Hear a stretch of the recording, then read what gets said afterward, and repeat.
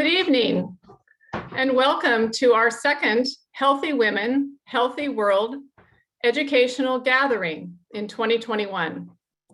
My name is Deb Perry, and I'm a volunteer member of the Healthy Women, Healthy World team.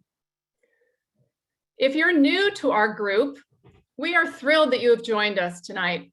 Welcome. And if you're a Healthy Women, Healthy World veteran, it's great to be with you again. We are all volunteers, committed to learning and to mobilizing champions like you for women and children impacted by global health issues. We're supporters of Medical Teams International, and we gather quarterly for free educational events like this one. It's Earth Day tomorrow, a day where people around the world focus on increasing awareness and appreciation of our amazing Earth's natural environment.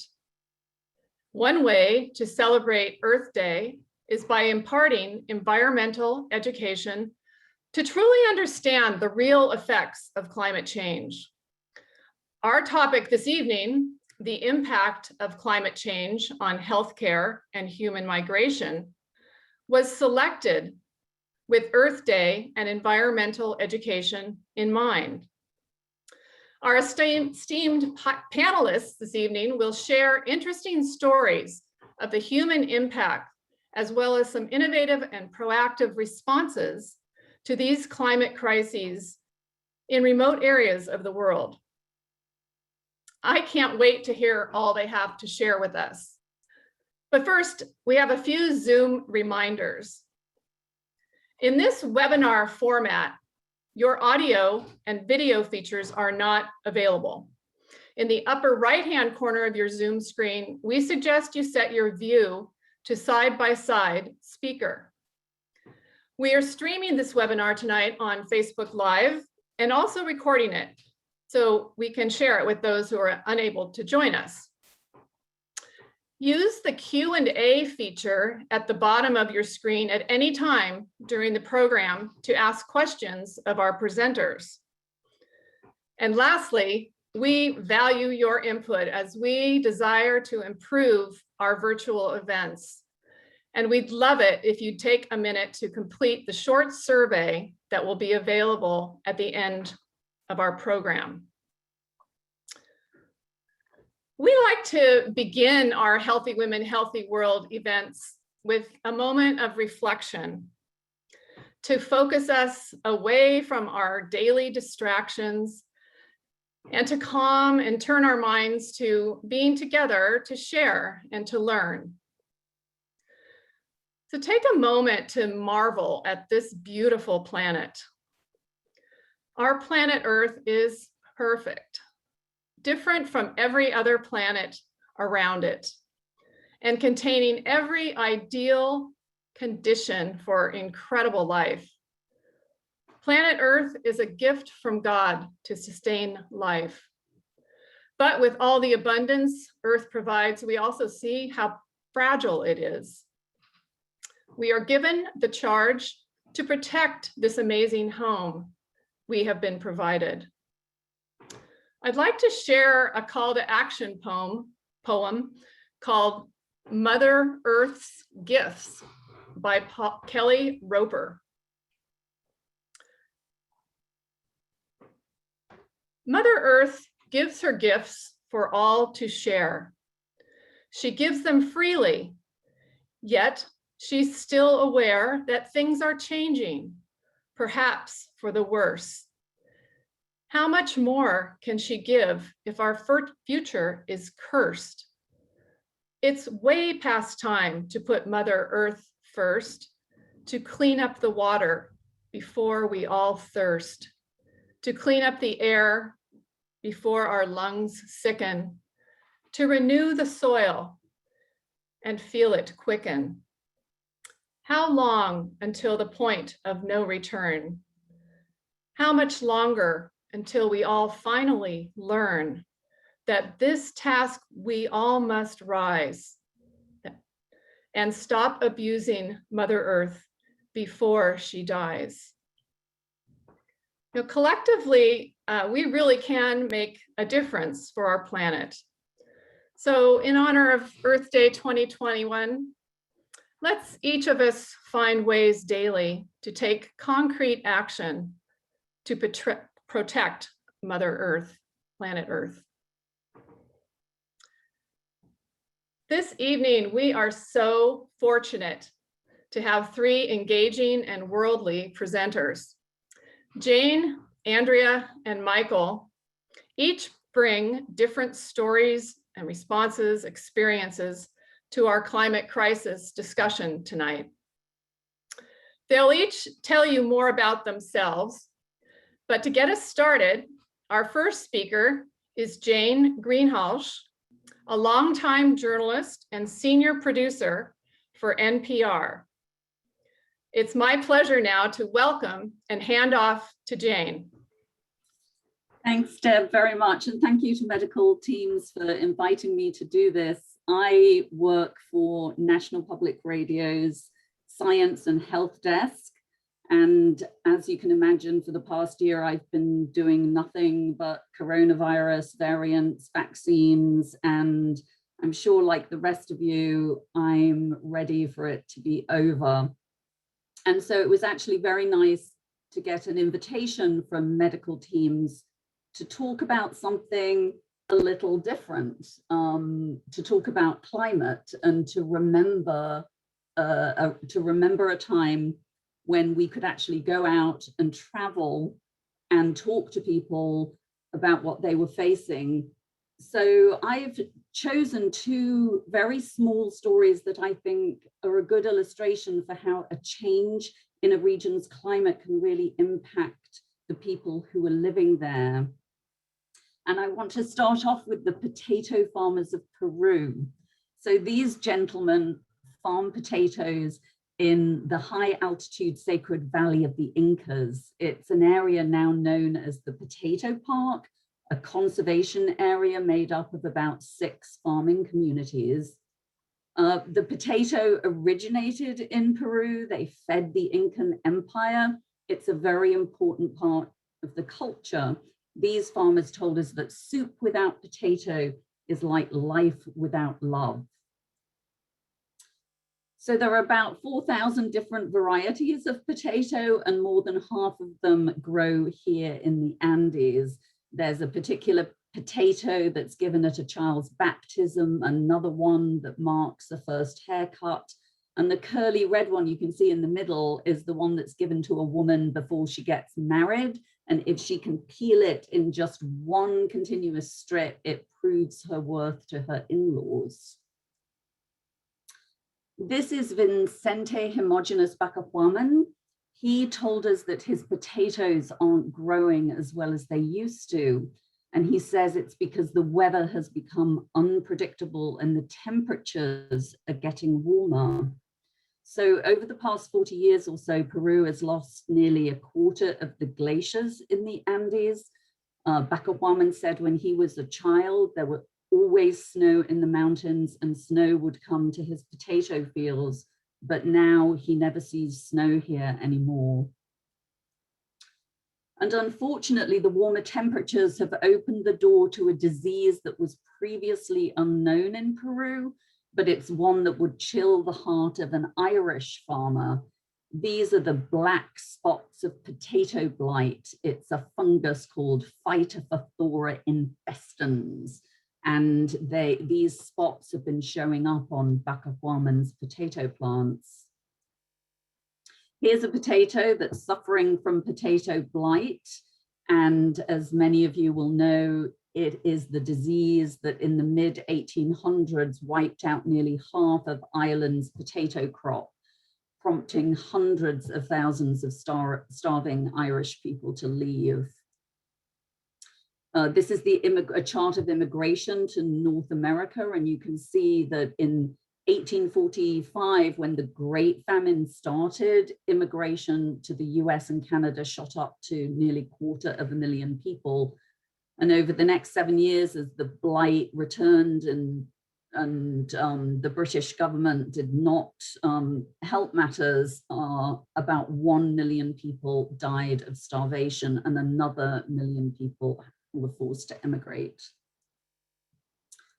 No one's expecting that devastating scenario in Peru. One of the big problems in Ireland was they only grew one type of potato. So once the blight got into that potato, it wiped out a good part of the crop.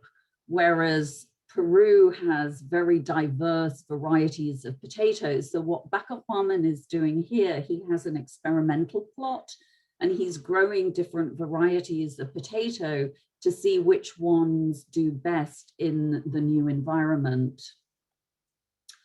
The other thing he's doing, and the farmers in the potato park, they're moving their potato fields up the mountain, so about 900 feet higher, where the temperatures are still cooler. And he says his potatoes grow much better here and he gets a higher yield.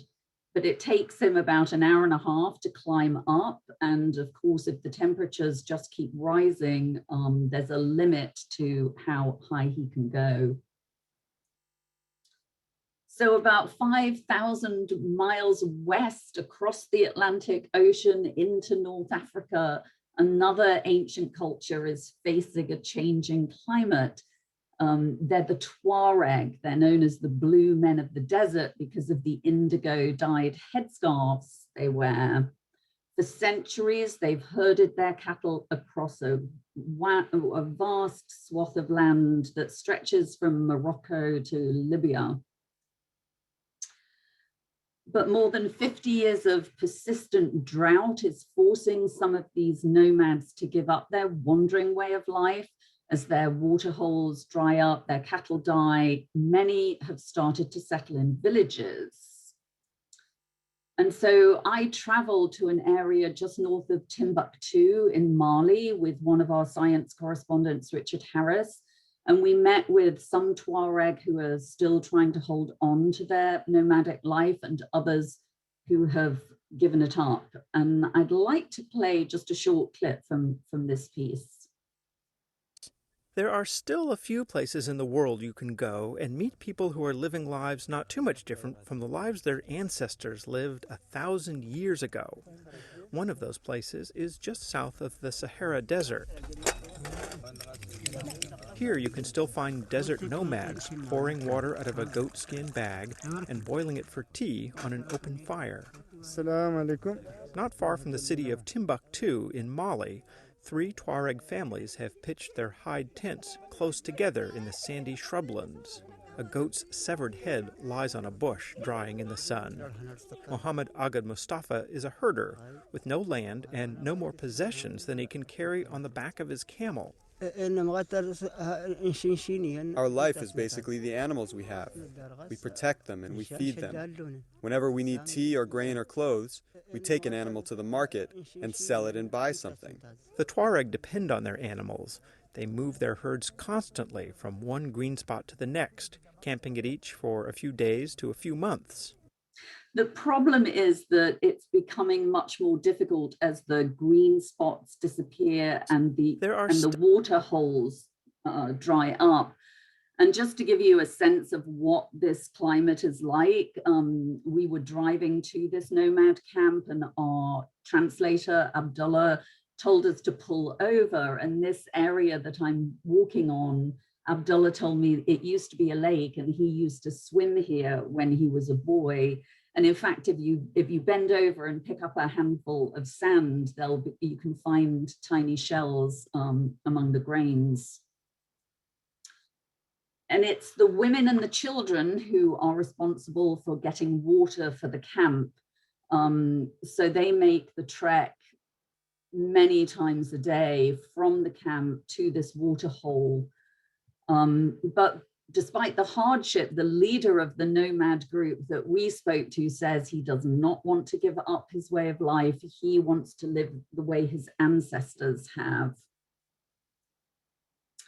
But this is Mohammed Agmata. He made a very different choice. He is now the chief of a village called Irentejef. He used to be a nomad. He had about 200 head of cattle, but all of them died during the droughts of the 70s and 80s. And he told us, if it hadn't been for the money I stole from my father, he would have starved and his family would have starved. But starting a new life in a new village has not been easy. The Tuareg have had to learn how to farm. They've given up their tents, and so they've learned how to make mud bricks to build houses. They set up a school, they changed their diets, created rules for their village, and life really is still a constant struggle for water. So this is Jacob Aramar. He's the village school teacher. He's also trying to figure out how to pump water from the nearby river to the village so they don't have to keep carrying water by bucket. And an international aid organization sent them a water pump, but didn't include instructions how to use it. So while we were there, Jacob was trying to figure it out himself. And this is by far the nicest building in the village. It's a health center. It was built by the US Defense Department. Unfortunately, it's empty. There are no doctors, no nurses, no medical supplies. The new way of life, it's interesting, it's changing the social order, and actually for women, there are some advantages. The women are gaining more power. They're able to grow crops and then sell the surplus at the market. They make clothes and trinkets and sell those too. And the changing power dynamic has caused some friction in the village. Care International is a non-profit group which was working with the Tuareg when we were there. And they were trying to encourage the village to include women in the decision-making. Women like this woman, Hade Jetu, she's about 25. Her parents were nomads, but she's very happy to be living in a village. And I want to play you just one more clip from the story. The nomadic life they're losing seems at first romantic, but some of the change is welcome. The next morning, the women are up early, sifting millet and preparing breakfast. We meet Hade Jetu. She's about 25. Her parents had been nomads, but she's grateful that she isn't one. Before, everything was given to us by the men. When you're given what you need by other people, you're dependent on them. But when you're producing what you need, you depend on nobody. So life is far better now. In fact, this life is now envied by women who still live out in the desert. Back at the nomad camp, Casa Alat Mohammed Ali says she would much rather settle down in a village, and her companions agree. We are tired of sweeping the ground and picking burrs out of our clothing, and taking care of the animals and having dirty clothes and getting dirt on us. We're tired of all those things. The men don't care what the women think. Children don't count for much either. Mohammed Agad Mustafa says he sees no reason to send his children to school. Maybe school is useful for people in the cities, but not for us. As far as we're concerned, children are only useful for getting water or keeping an eye on the cattle. But Mustafa also says life is getting harder year by year. The area is getting drier, and a dusty yellow wind is blowing south from the Sahara. They may ultimately have no choice. Uvo Koras says we may be witnessing the end of a culture. That would be sad. I'm optimistic that at least some of that culture will resist the change. So boy, they're changing their way of life, they're changing their sexual politics, they're changing their economic structure. I mean, they're...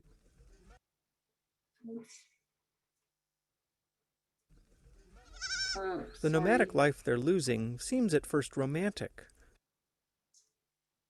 but some of the change is... Sorry about that. I kind of cut it off at the end. But basically what they went on to say was that the challenge for the Tuareg is to hold on to the good parts of their culture as they're adapting to this new way of life. And we reported both of these stories in 2009. So that's quite a few years ago, over 10 years ago. And sadly, the updates to both of the stories are not that encouraging, especially the Tuareg. Shortly after we were there, Islamic insurgents took over Timbuktu and instigated a pretty brutal regime. They burnt ancient manuscripts and set fire to ancient temples. And some of the Tuareg actually joined the insurgents. It's another fallout of climate change, that it plays into political upheaval too. But hundreds of Tuareg also fled, like our translator ended up in a refugee camp in neighboring Niger. And eventually Mali and French troops took back over Timbuktu, but the temperatures have continued to get hotter and drier. And the same with the potato farmers in Peru. I think I saw a study recently that showed that between 2013 and 2016, the rate of melt in the Andes is 4 times faster than it used to be. And so this is actually a really good place for me to hand off, because one of the things that is sometimes frustrating as a journalist, we tend to go around documenting problems. But the wonderful thing about organizations like medical teams and green empowerment is they go out and they actually try and find solutions. And so our next speaker, Andrea, I think, and I'm very excited to hear what she and her organization is doing. Wonderful. Well, thank you so much, Jane, and thanks for sharing those important stories. It's really both unfortunate that those stories were, over a decade ago and are still seeing those impacts, but also I do think provides good context for sharing what organizations like Green Empowerment are working on. So just briefly, my name is Andrea Johnson. I'm the Executive Director at Green Empowerment. My background is in international community development and conservation. And then I was in the energy sector here in the US before joining Green Empowerment 5 years ago. I personally am really passionate about this topic. I'm really grateful to the Healthy Women, Healthy World team for inviting me to share today. And I really, Green Empowerment and my focus and passion is really around helping communities be more resilient to climate change. So that's really going to be the focus of my talk today, is kind of sharing a little bit more about the actual projects that we have and some of the work in some example communities. For those of you who aren't familiar with Green Empowerment, I thought I should do a quick overview. For those of you in the Oregon area, we actually are a Portland-based organization. Some people call us Portland's best kept secret, so this is a chance not to be quite a secret. But we work with local partners around the globe to deliver renewable energy and clean water projects. And we really focus on last mile communities who don't otherwise have access to these services. We focus on community-based infrastructure and really helping communities have agency over their resources and helping them thrive. So our projects are really at the intersection of a lot of what we're talking about today, the environment, people, and of course, health and the impacts there. So we were founded in 1997. We'll have our 25th anniversary next year. And we currently work in 10 countries with about 25 different partner organizations. And we have active projects. I took a look at our collection database today, and we have about active projects in 40 communities across the globe right now. So I'm going to share 3 stories from communities, but just to give you an idea that we're a pretty small but mighty organization. So introducing, Jane's conversation and kind of getting introduced to the topic tonight, one of the questions that really came to mind for me is how can we support communities to have agency over their resources and minimize the health and migration impacts of climate change? So I have 2 stories to share with you today. So first, we're going to travel to Nicaragua.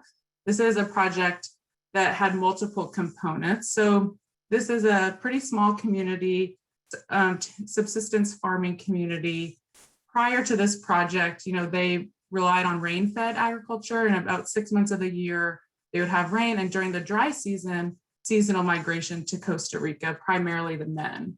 2014 and 2015 brought really severe droughts to the area, and those droughts are continuing to devastate communities around that region. And so we have been working with a series of communities in this area.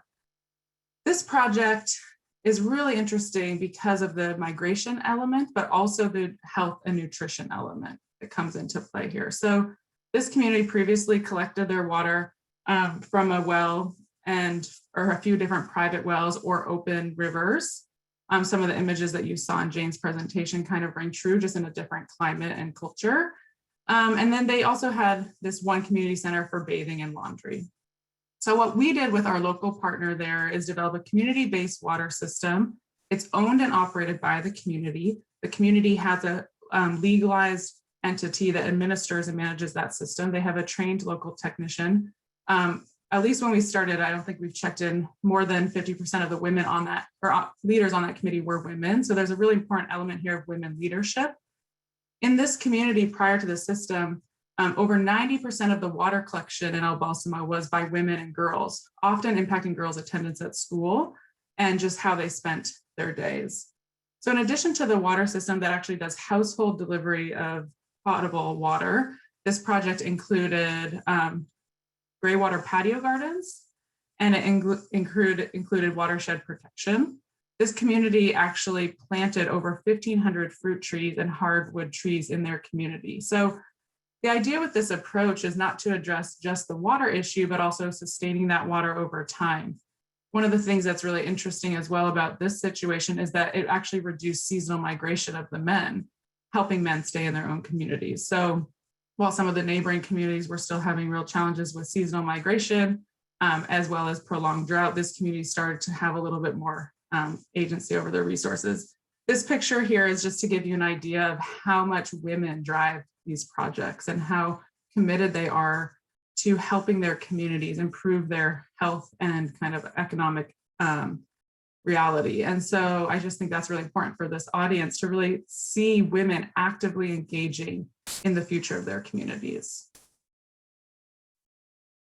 The next story is in Huantapapa, Bolivia. And so I relate a little bit to Jane. I was actually in this community along Lake Titicaca in 2019. And a lot of the conversations that we had with community members across this region was about urban migration, primarily driven by changes in agricultural production and lack of income generating opportunities. So this project also relates to potatoes, again, aligning with Jane's presentation earlier. But one of the things that I think is really unique about this community, why I wanted to share it, is that in 2011, they actually formed their own community association specifically to try to reduce migration to the urban area. They identified it as a community challenge. They wanted to find solutions. And what ended up coming out of that was how to improve agriculture, both of the potatoes that was their core crop, and then also diversifying their crops. So in this project, we actually partnered with our local partner organization in Bolivia and a local agricultural extension group from a university who had much more expertise on the ground around greenhouses and what crops would be able to grow. So this project included a solar water pumping irrigation and distribution system and a greenhouse, and then the training component. In the lower right or in the middle, you see Hilda, and she's actually the secretary of the irrigation committee. So she's charged with keeping track of the tariff structure and payments and how much water usage people are using on their crops. And so this has led to an extreme increase in production to the point where the community is actually selling some of their produce outside of the community. So it's addressing the migration issue, it's addressing economic opportunities, and then also having more diverse nutrition in their community. They actually expanded. One of the things I also love about learning about this community is that they expanded their agricultural cooperative without support from any external partners. And so people kind of, once they saw that this community had what they had created, people in the community wanted to join in. And I think that's really exemplary of how working at a community level can really address what they've identified as needs while you're bringing in, appropriate technology as well. So the other question that came up, and I think this points as well to Jane's presentation and also quite a bit to the work that Medical Teams International does, is how can we help the different services, so community services, whether that's healthcare or education or other potentially refugee services with displaced people, how do we help them prepare for the impacts of climate change? So we know that there are increased health impacts. We know there's increased migration impacts. And so there are a number of organizations, local cooperatives, international NGOs, faith-based groups that are working already in these areas. So how do we help them better prepare? So I wanted to share a story about electrifying rural health clinics in Myanmar. So this is really taking us across the globe to Myanmar. And so Green Empowerment's been working along the border with displaced people since about 2006. And so for those following, the situation in Myanmar remains pretty devastating, not directly related to this conversation, but I think it's important to acknowledge when those things are happening in the areas that we're working. But in January of last year, 2020, right before the pandemic hit, we installed 5 solar systems at really remote health clinics that serve internally displaced people in Myanmar along the Thai-Myanmar border. And those served about over 13,000 people are served by these clinics. Prior to that, there was either no electricity, so imagine light bulbs in the evening for delivering babies, or electricity for refrigeration for vaccines. And so this is a, pre-COVID, this was already an important area of work that Green Empowerment was focused on.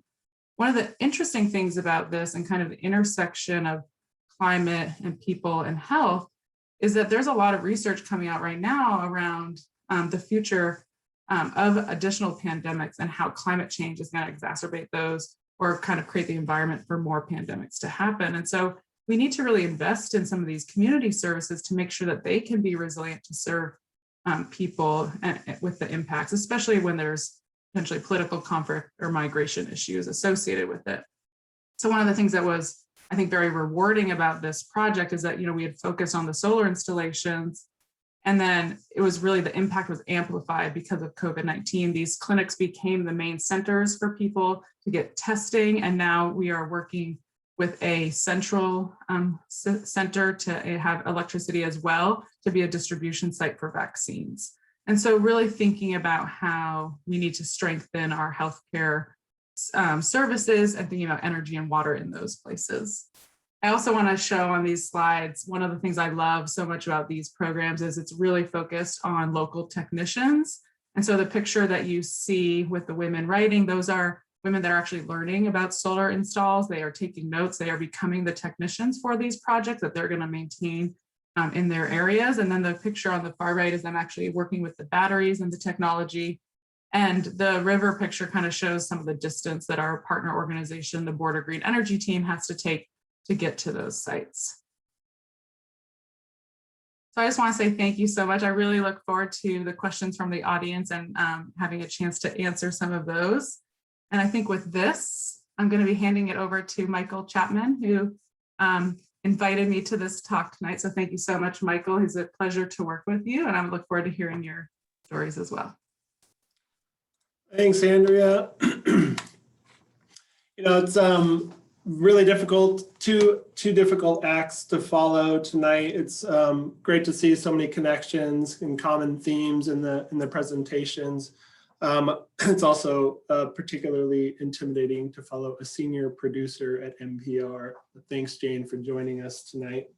And Andrea, appreciate you also coming. One other interesting thing is a common thread that we've heard about is around the Andean highlands, the highlands of Peru and Bolivia, and how that's kind of early indications around climate change globally. It happens to be the place I was born and raised. I'm not familiar with all of the potato varieties and what the ceremonies are. I did have a first haircut. I don't believe I got a potato at that time. So anyway, good evening, everyone. It's great to be with you. It's been a few years since I've shared at Healthy Women, Healthy World, but I always deeply appreciate this space as an education and advocacy space to talk about important topics. So my name is Michael Chapman. I'm the Senior Director of Global Programs at Medical Teams International. What that means is I oversee all of the programs we manage across 6 countries where we have ongoing work. This is not including the countries where we have startup or humanitarian response operations. So the places where we've had ongoing funding and work is under my portfolio.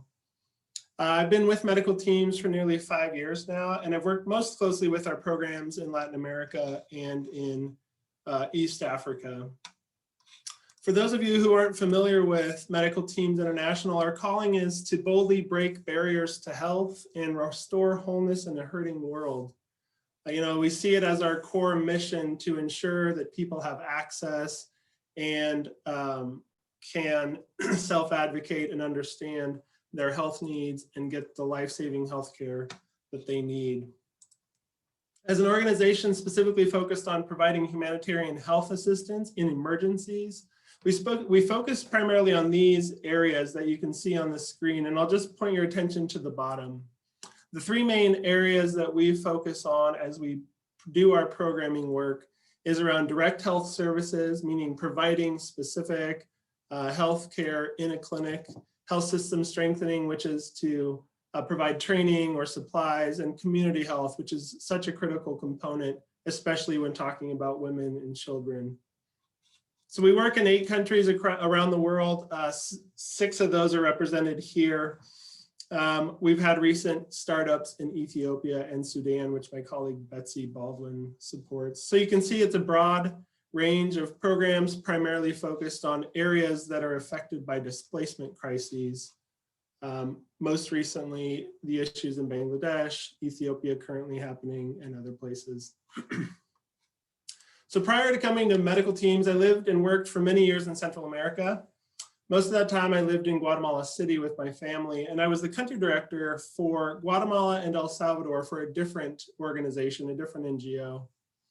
So while I'm not a climate change expert, I don't have the background like Andrea does, I want to share tonight a bit of my experience and perspective regarding the intersection between climate change, migration, and health. So it's especially relevant right now in light of the current migration crisis on the southern US border, where many of us, I'm sure, are aware. The news is reminding us of that situation. We're seeing record numbers of people primarily coming from Guatemala, Honduras, and El Salvador, what is called the Northern Triangle. And according to a recent study, an additional 15% of the population of those 3 countries are making concrete plans to migrate north. That's over 5 million people who are specifically making plans, not just thinking about it. So what's causing them to flee? Why now? What does this have to tell us about the overlap between climate change, migration, health? So I'll be very much focusing on the Central American crisis as maybe a lesson for the broader connection between migration and health. And I'll be very, even more specifically focusing on Guatemala, as that's where Medical Teams has worked for a long time. So in February 2014, over 7 years ago, I was walking around some very dusty hills in eastern Guatemala. It's in an area known as Chiquimula. At that time, this community that you can see on the screen, the community is named Camotan. It's right on the border between Honduras and Guatemala. It had been suffering its 3rd year of a devastating drought. And it wasn't just this community. Throughout a huge swath of Guatemala's terrain called the Dry Corridor, an environmental and a humanitarian crisis was forming that was around this ongoing drought, and it was mostly going unnoticed. The day I took this picture, I walked to a family's small house to check on a young girl who was only 3 years old, the same age as my oldest daughter at the time. And the girl was suffering from the effects of severe acute malnutrition. Her hair was falling out, she was going blind, she was stunted, she could hardly walk. And she was only a fraction of the height of my well-fed and happy daughter that was at home in Guatemala City while I traveled. Anywhere I traveled around the country, I heard communities telling me of the same situation throughout the country. Droughts were no longer intermittent or seasonal like they had been before. They were here to stay, and it was forcing families and communities to make more and more difficult decisions, to migrate somewhere else to plant their crops or find work, much like we heard Jane talk about, or to stay home and risk starvation. Many community members I had come to know during the time that I lived there began to migrate. Men who I called friends simply were not there the next time I came to visit their communities.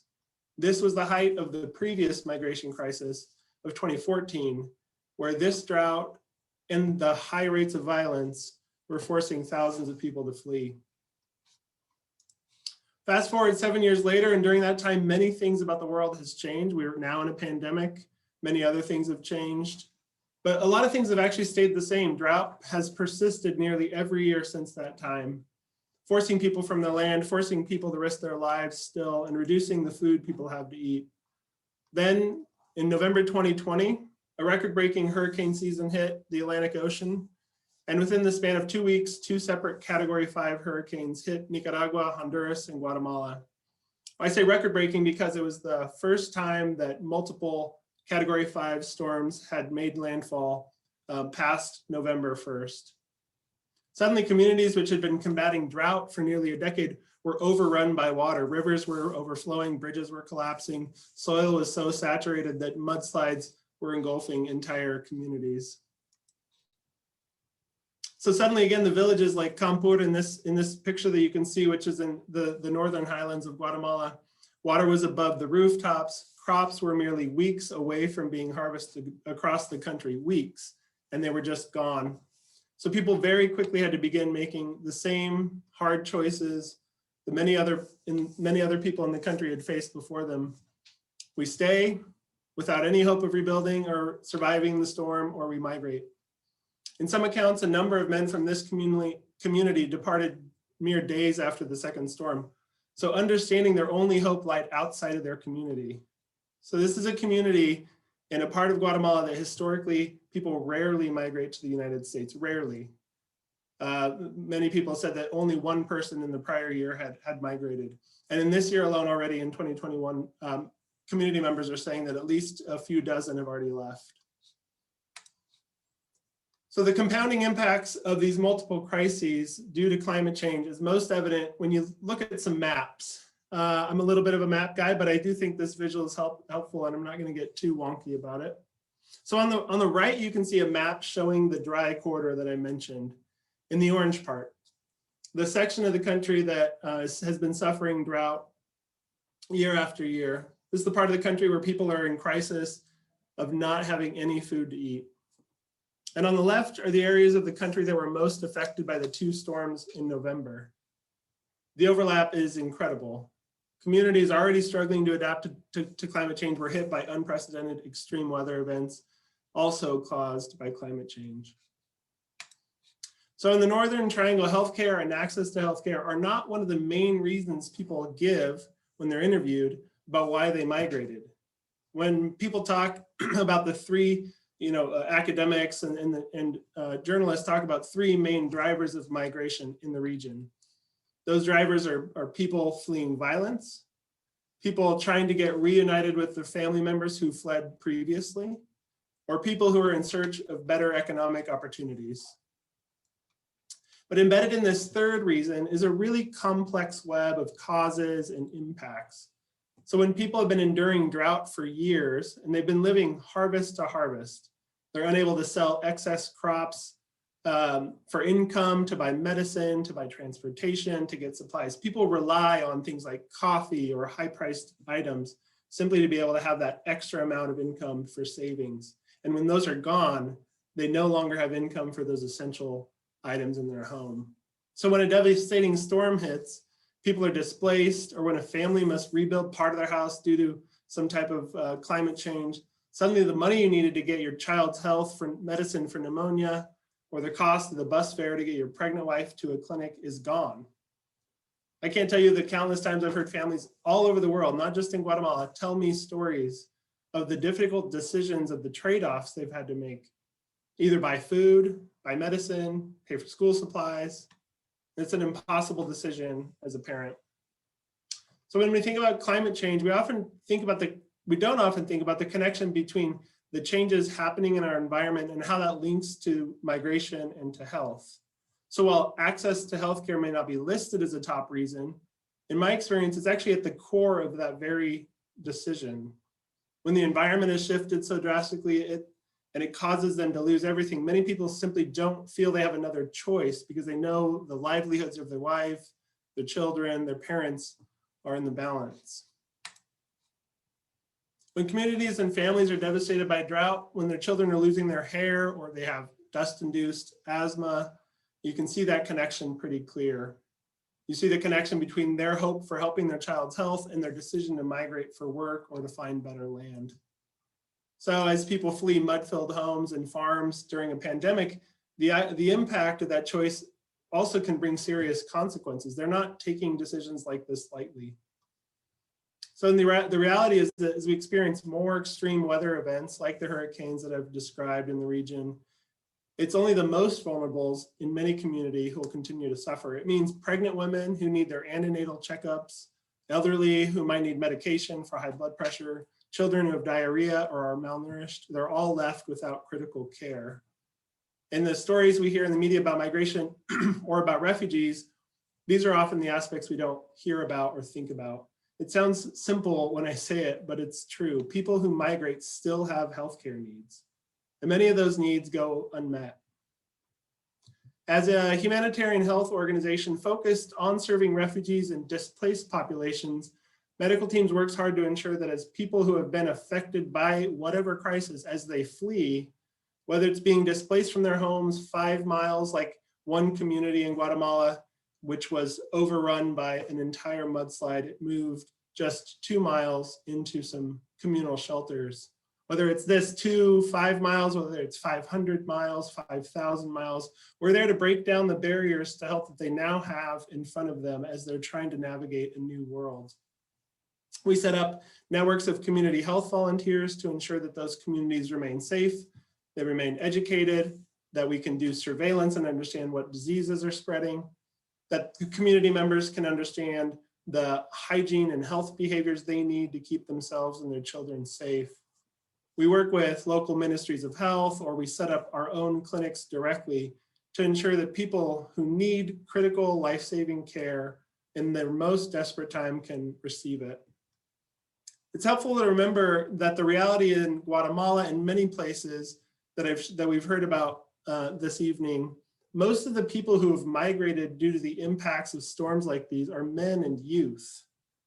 So in many of the communities I'm talking about, for a lot of reasons, women, children, and the elderly remain behind.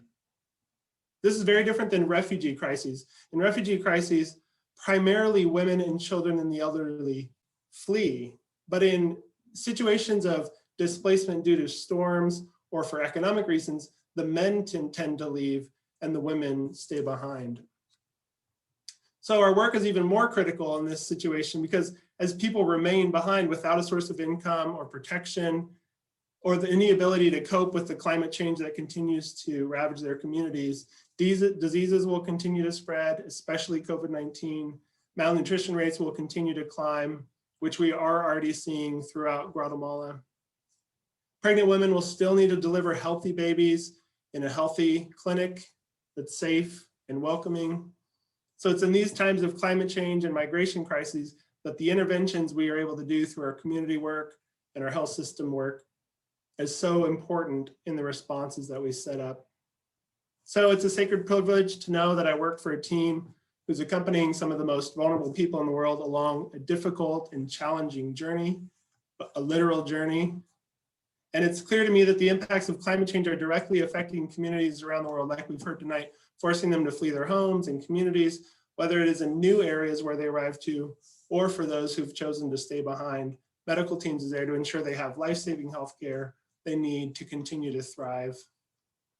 So thanks for being here tonight. Thanks for hearing about all of our stories, the ways that climate change is impacting different aspects of different communities, the ways that medical teams is there and present to respond to the immediate needs many community members have, and the ways that organizations like Green Empowerment are trying to look at ways to prevent, combat, and reverse the effects of climate change around the world. I'll hand it over to Peg Chamberlain now and move us on to the next part of the agenda. Thanks. Thank you, Michael. Thank you, Andrea and Jane. What outstanding talks. I'm excited to dive into questions that have already been input in the Q&A. If you haven't put your questions in there, please feel free to do so now. And I'm going to just start right away with the first question to Andrea. Andrea, want to unmute? Okay, and Jane too. You guys are on it. How do you get communities, El Balsamo or the Lake Titicaca community, how do you get them to buy into these projects? Yeah, that's a really great question. I think the way Green Empowerment actually thinks of it is of the reverse, that communities have identified what their challenges are. They want solutions. Huantapampa, the community along Lake Titicaca, Bolivia, they actually sought out our partner organization whose headquarters office is in La Paz because they had heard about solar water pumping. And they tried to find somebody who knew about it, and it was kind of a word of mouth thing. So a lot of the buy-in, I think, is to Michael's point a little bit too, like these communities are experiencing these hardships, and a lot of them, there is the intersection of climate change and health, et cetera. So they're looking for solutions. So it's really about finding solutions that match what their needs are. And that's where the local partnerships really come in. You know, I can't go to Huantapampa and understand the complexities of their culture and the, you know, their history and situation. So it's really about those local partner organizations for us. Wow, that's fascinating. I didn't even think about them reaching out.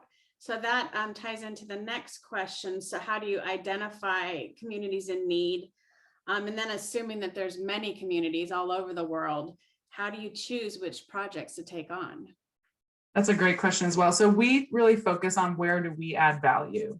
So Green Empowerment focuses on technical assistance, administrative program design, monitoring, evaluation, and trying to integrate technology into work that oftentimes is actually happening. I think one of the things that we might not be aware of sitting maybe in the US is how many organizations there are that are trying to do this work in their home countries and in their communities. So Green Empowerment, some of our partners are agricultural cooperatives that have been working with their communities to improve their yields and integrate technology. And so we really focus on where do we add the value? Who are the local organizations?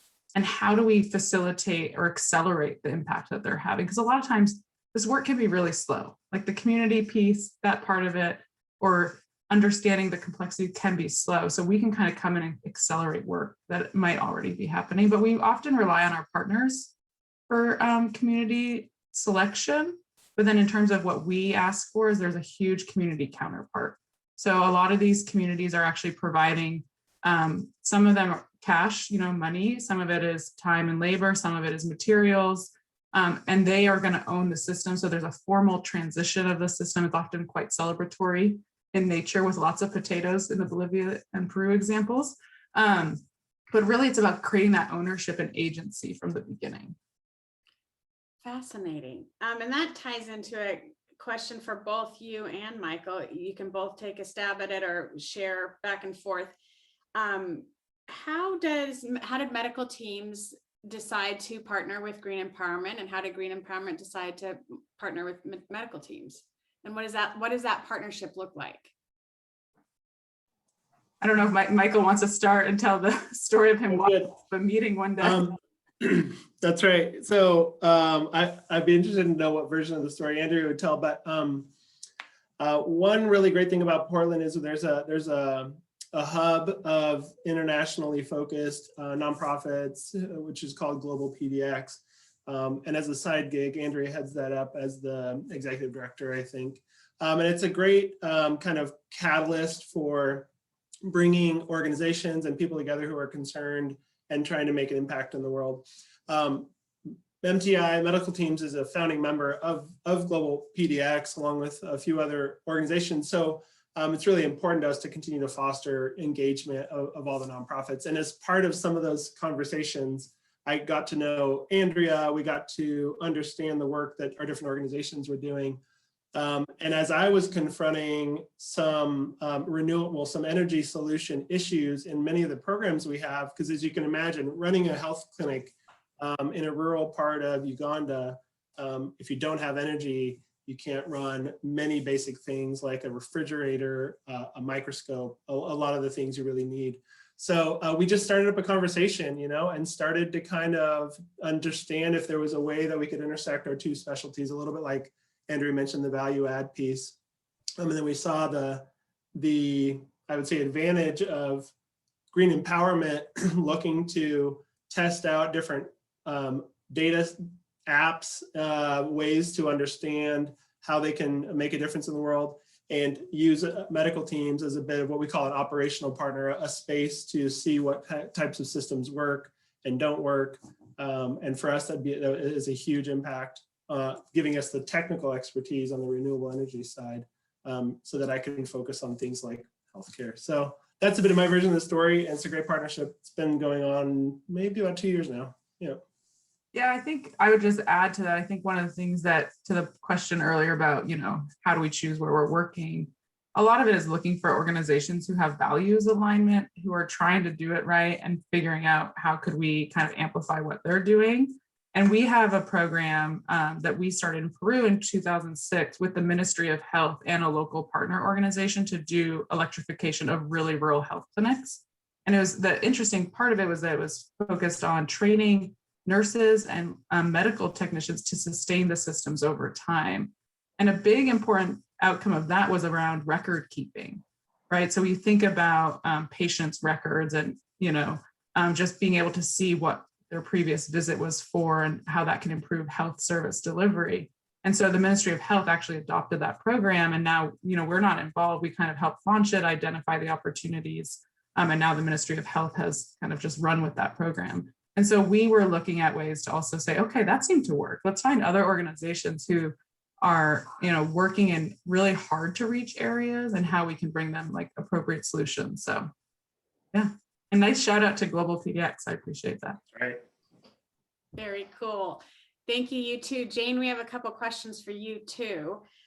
Did you see or experience any Peruvian people? Was there food shortage or malnutrition due to the issues with the potato crop? Not when we were there, and they, this was something, and I would love to go back. This was something that was just starting to happen with the potato blight. So as I said, they weren't seeing anything like the devastation with the Irish famine. It was just that, for me, the fact that a disease that had never been experienced before in Peru suddenly appeared because of the temperature seemed like a very small example of how bad this could get. So no, obviously it's not a wealthy area, but we did not see malnutrition when we were there. And then 2 questions on Tuareg, am I saying? I apologize. Yeah, the Tuareg. Okay. First one, do you think that Tuareg were more susceptible to the insurgents because of the climate change impact to their culture? I wouldn't say climate change caused the insurgents, but it definitely creates a dispossessed, especially young men.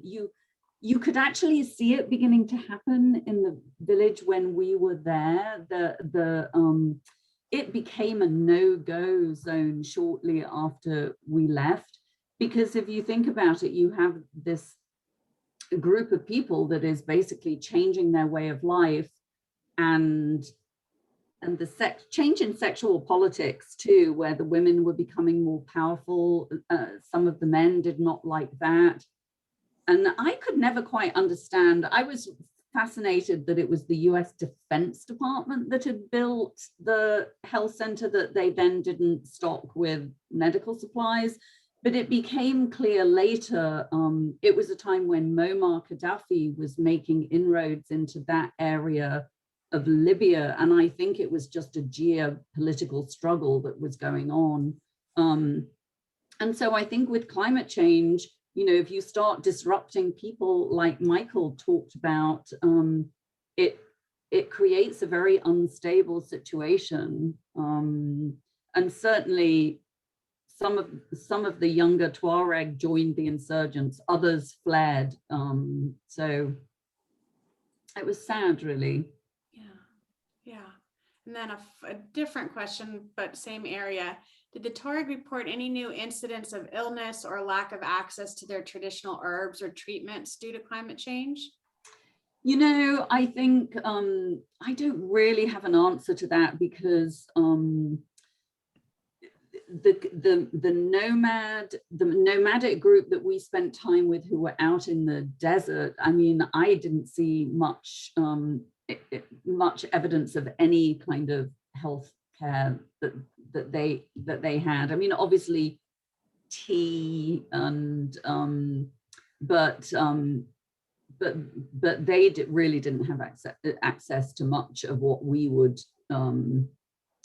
think of as being healthcare. And one thing that I wanted to jump on with both Andrea and Michael, which I think, again, when I was struck by the water pump that nobody knew how to work, or the health center that didn't have any supplies in it. In my travels, I remember going to Haiti following the cholera epidemic, and just these villages were littered with water treatment plants that were broken down, and they were asking us if we knew how to fix them. So I think what Andrea was talking about, and Michael, the idea that you go in and ask the community what they want, create a project, and then hand it over to them, that they are going to be running it, is so much better than just going in, building something and leaving, and then it breaking down and they're back to square one.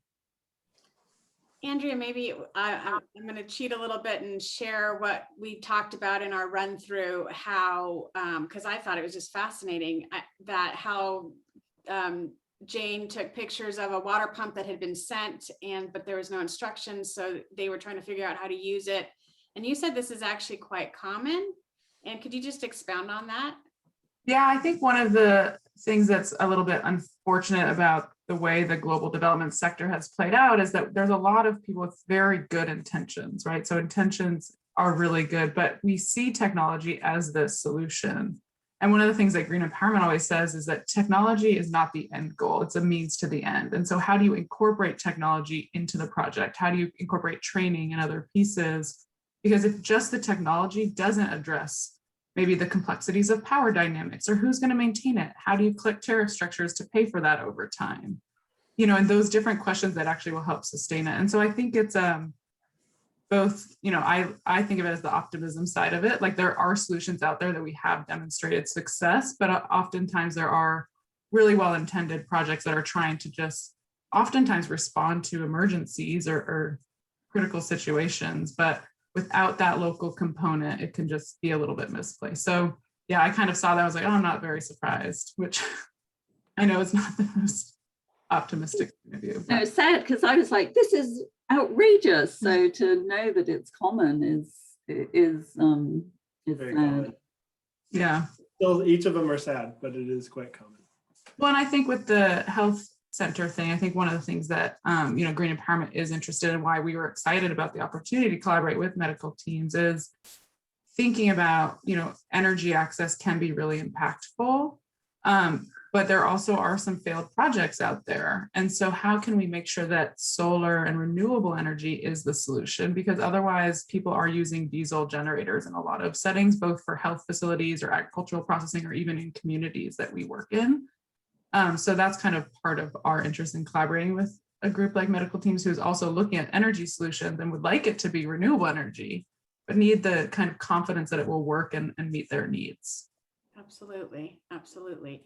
Andrea, I have another question for you. Where's that? Here we go. Beyond local partnerships and projects, which are amazing in and of themselves, is Green Empowerment working on a national level in the US or other countries to affect policy?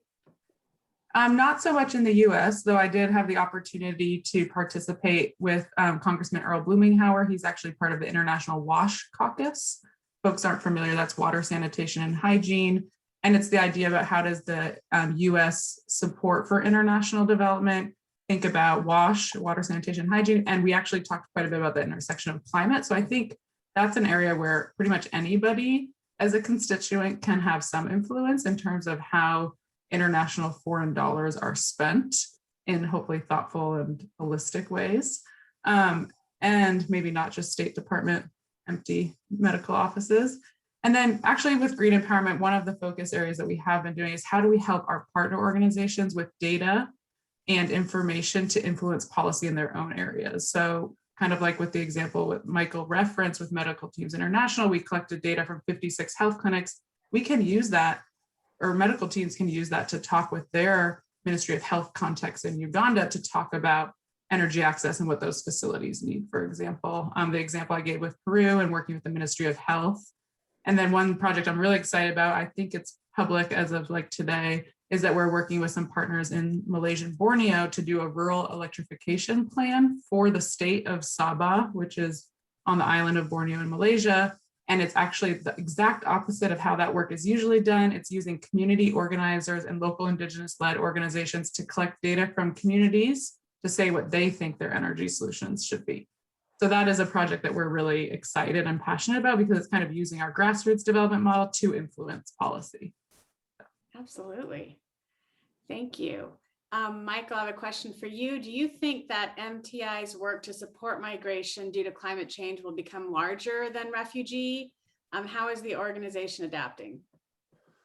That's a great question. In a lot of ways, the concept of migration and refugees is like a big Venn diagram. You know, there's actually now coined kind of a term or an area of concern is what we're calling climate refugees, even of themselves. And much of the story that we were talking about today, you know, are climate refugees, you know, especially the stories I just told from Central America. You know, the technical definition of a refugee is someone who's fleeing some type of persecution, violence, some type of specific targeted reason why they would need to flee and seek asylum. So that's where it's a bit of a gray area.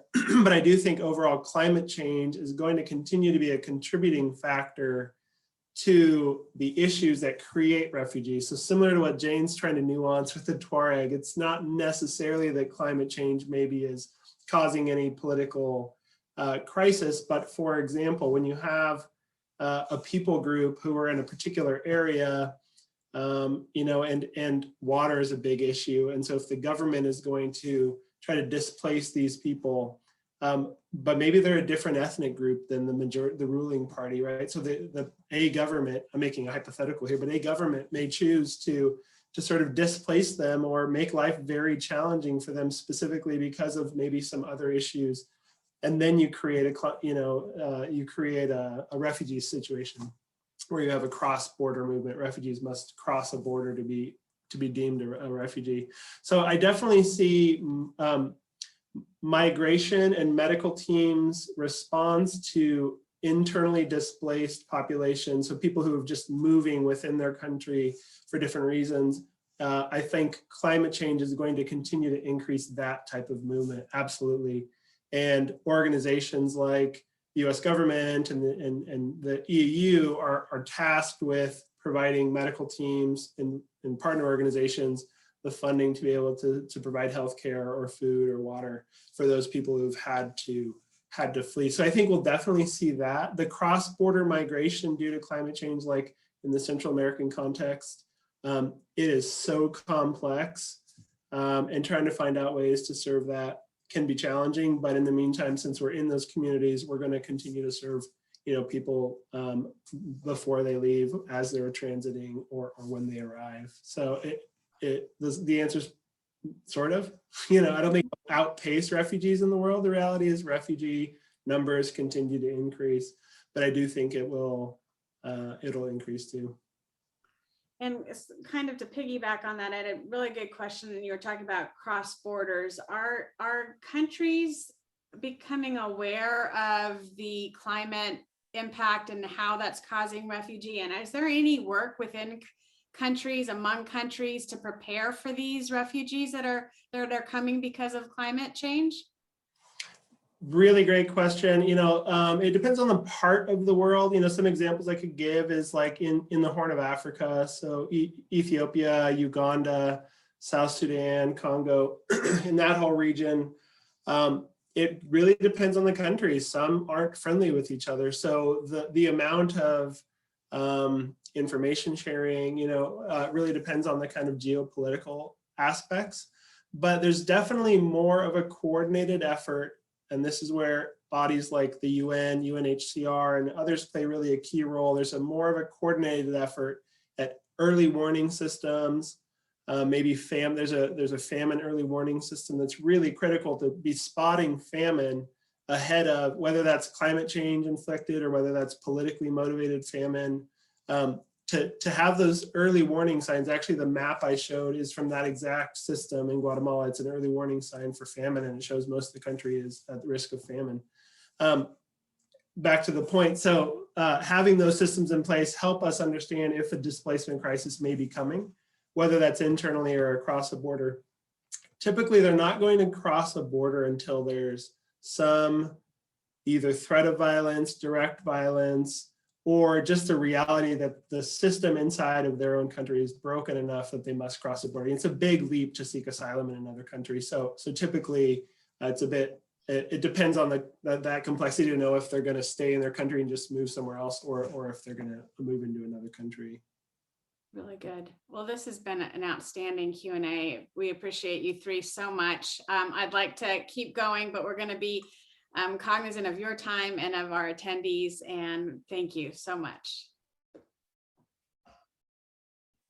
Thank you. Thank you, Peg, and and Michael and Jane and Andrea for that really interesting Q&A session. Wish we had more time, but this was terrific. So thank you, our wonderful speakers.